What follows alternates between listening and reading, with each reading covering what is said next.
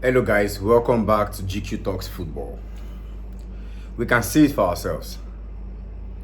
In the match preview, when I said that ManCity is going to win us 3-1, some persons might think this is not a true Chelsea fan. What is he saying? But I like being factual. I like saying the truth for what it is. I will not come here and just say things to make people feel good. I'm not a feel-good analyst. I'm going to analyze football as I see it. As I see it. It's as if I knew this was what would happen. I said it. We couldn't even score one goal. At least Cucurella scored, yeah? But rightfully, cancelled. So if not for that goal that was cancelled, probably, maybe after that goal, the game would have taken a different turn. Or they were still going to trash us 3 goals to make it 3-1 to make my prediction spot on. But I already accepted that defeat before it happened. But guess what, guys? Even though I accepted that defeat, psychologically, I tried to prep myself for the defeat, I still felt hurt. And right now, I'm still feeling hurt. This is not Chelsea. I mean, 3 Premier League defeats back to back to back. You just collected 3 goals from Everton, now 3 goals from Manchester City. Frankly speaking, the worst thing that has happened to Chelsea in the last decade is this ownership. I could tell that the players were so sad, and I could also tell that some of them are already telling themselves, I cannot be at this football club come the end of the season. It is safe to say Enzo Fernandez, who was, sitting amongst, his colleagues, of course, this is his second match ban. I'm almost certain that dude will be telling himself, there's no harm not leaving this club come the end of this season. You could see how Liam Rossini looked confused. I was even feeling sorry for the gaffer. Have you guys noticed he's now growing beards? When the kid was looking fresh, soft boy, sweet man. But look at him now. I don't know if it's me, but I think his hairline is shifting back a bit. He's gradually becoming bald in just less than how many weeks. Think Chelsea's job is a walk in the park? It's not walk in the park.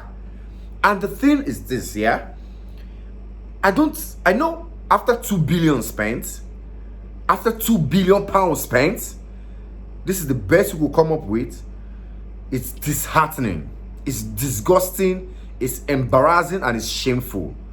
But nonetheless, these same lads performed so well in quote and unquote in the Conference League, which we won't say that as a very highly competitive competition, but the Club World Cup, this same crop of players, apart from 1 or 2 injections there and there, like the like of Estavo William who joined, Orehato, and maybe Esugo, but these guys didn't even really play in the Club World Cup. But the rest are the same players that performed superbly well at the Club World Cup under Enzo Maresca. Do we now understand that the coach of a team matters a lot?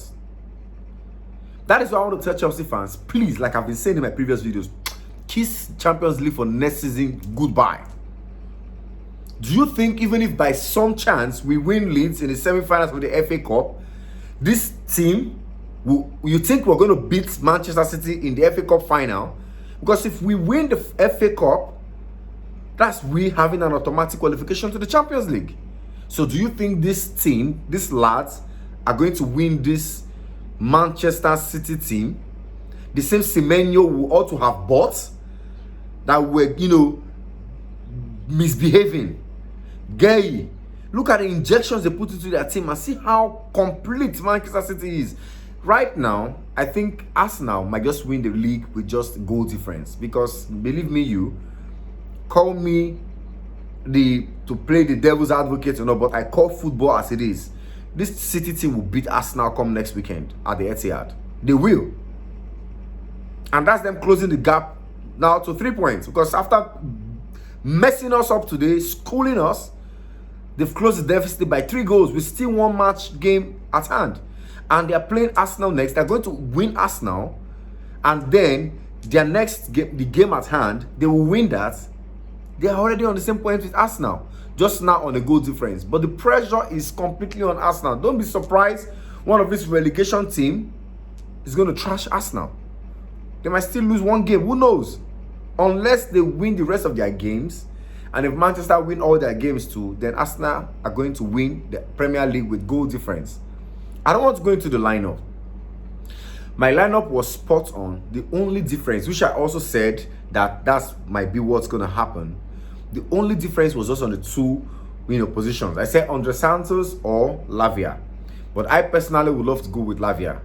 But he used Santos. And we could see how Santos let go of O'Reilly, who scored the first goal. He wasn't physically strong enough. We also saw his mistake he made before he was, substituted. But look at Lavia. Lavia is strong.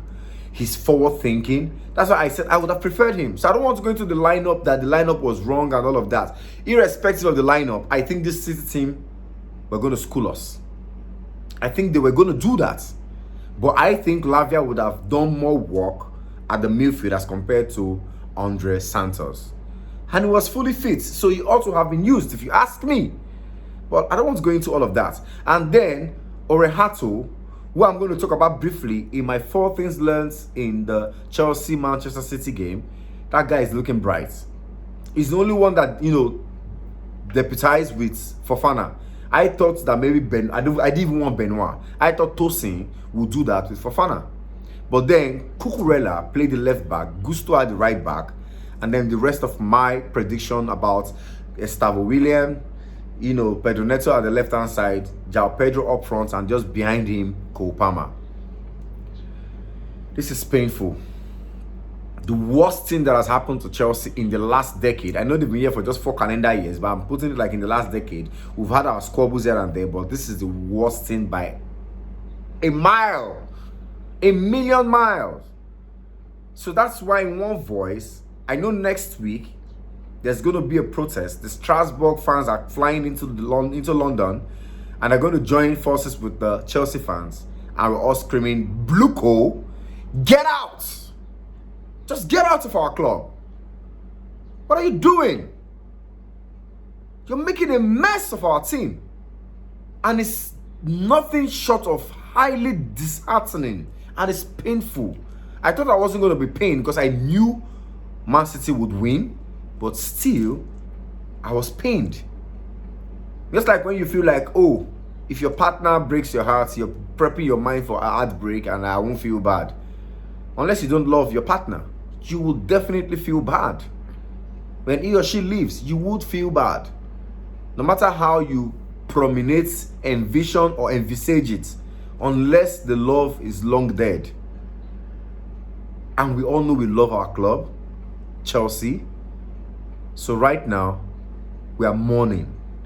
We are mourning someone who, in quote and unquote, is alive, which is the ownership. But they should leave. And until they leave, I fear we might still keep mourning for a long time. So they should just please suck up their pride, pack up their bags, and vamoose. Because this is painful. We were schooled today. Fans, kiss Champions League for next season. Goodbye. Just make your peace with it. And best believe, like I've been saying in almost all my videos, as long as we do not qualify for the Champions League, also kiss goodbye to some of our star boys. Enzo Fernandez is just one of them. Marco Cucurella might be making his way to Barcelona. Cole Palmer to this Manchester City team. Now that it's looking like possibly, maybe Pep might win the league, he's going to bounce out. And then a new coach, who right now we're speculating to be Enzo Maresca, Palmer will go back to City. Caicedo is rethinking. Right now, it's only Reece James that has committed. So it looks like these guys would bounce. And I can't blame them. I can't fault them. Even if new Gustavo William is thinking of, am I sure I came to the right club? I can't blame the dude. This is somebody who has been, somehow predicted to be a possible Ballon d'Or winner in the near future. And right now, my club, Chelsea, is messing the star boy already. If that boy were to be in a team like Barcelona, even Manchester City, he would be cooking. Let's call a spade a spade. Let's not be biased with our analysis like, oh, and Chelsea, we kill stars at times. See, Cole Palmer is looking like an ordinary player already. Look like an ordinary player because of the crop of players around him. We don't have elite players that will bring out the best in the likes of Cole Palmer and even a Gustavo Willian. And it's painful. It's painful. Chelsea 0, Manchester 3. This is sad. I'm sad. And I know a whole lot of us are sad. Please, until next time, I really don't want to pour my anger into this video. Look out for my 4 things learned in Chelsea 0, Manchester 3. And then please like, share. I also want to get to hear your comments and what you think about what is happening to our football club. And then please, most importantly, do subscribe. Until next time, let peace reign in the world. One love. This is GQ Talks Football. Good night.